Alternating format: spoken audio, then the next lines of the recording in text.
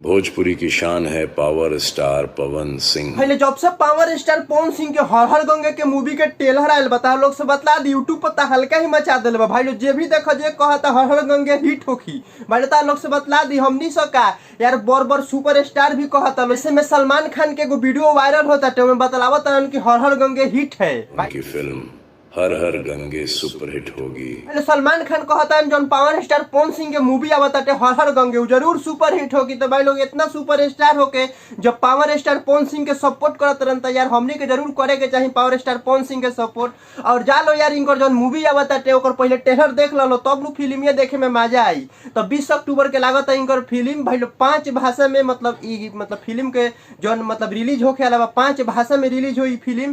तो एक बार जौना भाषा में तू लो हमनी के भोजपुरी में देखे सो और तू लो यार कमेंट करके बताओ लो कि तू लोग कौन भाषा में देखो लो यार जरूर कमेंट करके बताओ लो। और मतलब 5 भाषा में मूवी रिलीज होके आला बाटे तो यार मतलब पहली बार पवन सिंह के मतलब 5 भाषा में रिलीज होता फिल्म। तो यार कमेंट करके जरूर बताओ लो कि मूवी जरूर हिट होगी कि ना होगी। और हमरा तो लागत है यार 100% यार उम्मीद बा कि फिल्म जो आवता मतलब पावर स्टार पवन सिंह के जरूर हिट होगी। तो भाई लोग यार कमेंट करके जरूर बताइए हलो और पावर स्टार पवन सिंह के फैन होके वालो तो वीडियो को लाइक कर दी हलो, चैनल पर नया वालो तो चैनल को सब्सक्राइब कर दी हलो। मिलो जी फिर से एगो नया वीडियो के साथ, तब तक के लिए बाय बाय।